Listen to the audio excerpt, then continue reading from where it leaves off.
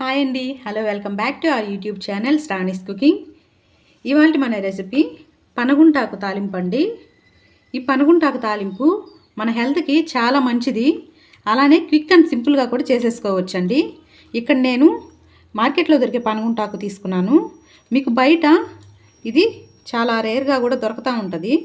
అదే పొలాల్లో దొరికే పనగుంటాకు అయితే ఇంకా టేస్టీగా ఉంటుందండి. ఇప్పుడు ఈ ప్రాసెస్ ఎలా చేయాలో చూద్దాం. ఇప్పుడు ఈ పనగుంటాకు నీట్గా ఇలా 1-2-3 సార్లు అడిగి ఇలా పక్కన ఉంచుకున్నానండి, సన్నగా కట్ చేసి.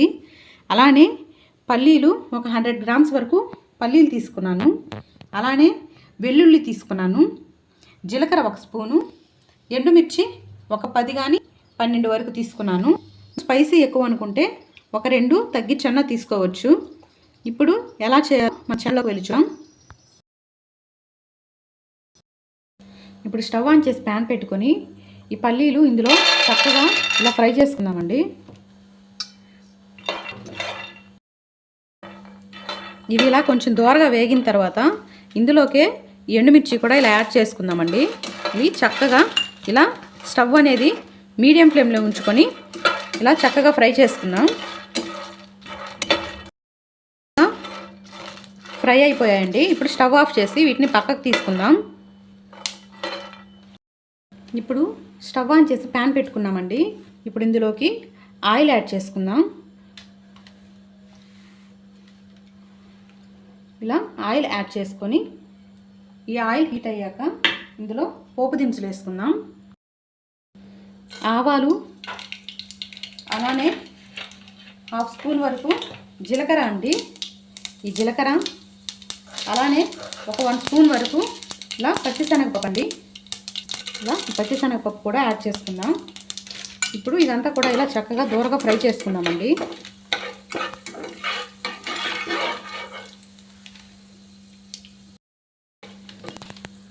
ఇప్పుడు ఇందులోకి ఒక 4 ఎండుమిర్చి ఇలా చిన్నగా చీల్చుకొని ఇవి కూడా ఇలా ఫ్రై చేద్దాం. ఇప్పుడు ఇందులోకి మనం ఫస్ట్ కడిగి పక్కన ఇలా యాడ్ చేసుకుందాం.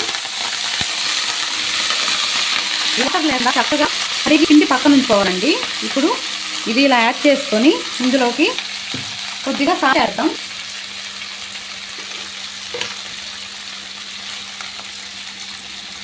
చూసారు కదా, ఇలా కొంచెం సాల్ట్ యాడ్ చేస్తున్నాను. ఇదంతా కలిసేలాగా ఈవెన్గా కలుపుకుందాం. ఇదంతా కూడా చక్కగా ఇలా ఆయిల్లో కలిసేలాగా కలుపుకుందామండి. మనమైతే ఇందులో ఎలాంటి వాటర్ యాడ్ చేయలేదు. ఈ ఆకుకూరలో నుంచే వాటర్ రిలీజ్ అవుతుంది. దాంతోనే చక్కగా మగ్గిపోతుందండి. ఇలా చక్కగా మగ్గనిద్దాం. స్టవ్ హై ఫ్లేమ్లో ఉంచుకోవడం, మీడియం ఫ్లేమ్లోనే ఉంచుకొని మధ్య మధ్యలో ఇలా కలుపుకుంటూ చక్కగా ఫ్రై చేసుకుందాం.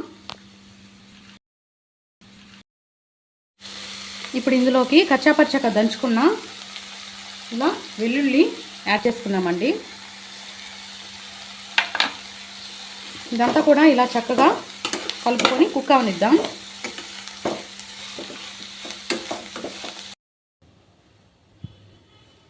ఇప్పుడు పనగుంటాకు ఫ్రైలోకి ఈ ఎండుమిర్చి మనం ఫ్రై చేసుకున్నాం కదండి, ఈ ఎండుమిర్చితో పాటు కొద్దిగా కల్లుప్పు, అలానే మనం ఫస్ట్ ఫ్రై చేసి పక్కన ఉంచుకున్నాం కదా వేరుశనగ పప్పులు, వాటికి ఇలా చక్కగా పొట్టు తీసి ఇవి కూడా ఇలా యాడ్ చేసుకొని, అలానే ఇందులోకి జీలకర్ర 1 స్పూన్ తీసుకుందామండి.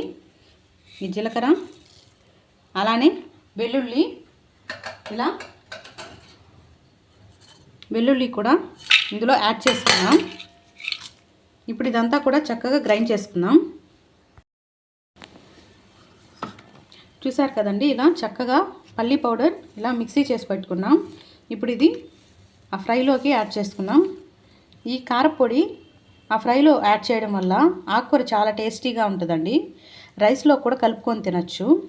అలానే ఈ పొడి మనం బ్రేక్ఫాస్ట్లో కూడా ఇడ్లీలోకి, దోశలోకి, బోండాలోకి అలా తింటే చాలా టేస్టీగా ఉంటుంది. చూసారు కదా, ఇప్పుడు ఇది అందులో యాడ్ చేద్దాం. ఇప్పుడు ఈ పల్లి పౌడర్ ఇందులోకి యాడ్ చేద్దామండి.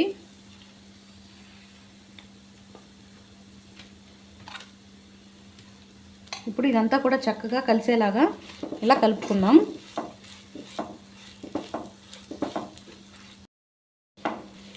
ఇలా పల్లి పౌడర్ వేసాక ఎక్కువసేపు ఫ్రై అవ్వకూడదండి, టేస్ట్ మారిపోద్ది.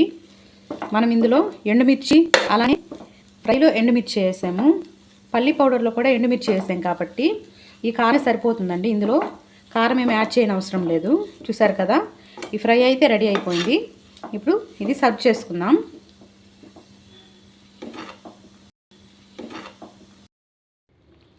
చూసారు కదండి, కమ్మటి ఈ మన పనగుంటాకు ఫ్రై అయితే రెడీ అయిపోయింది.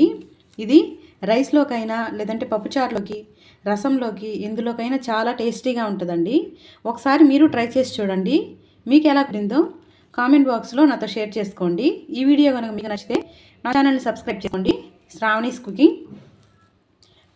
Thank you for watching. Please do subscribe.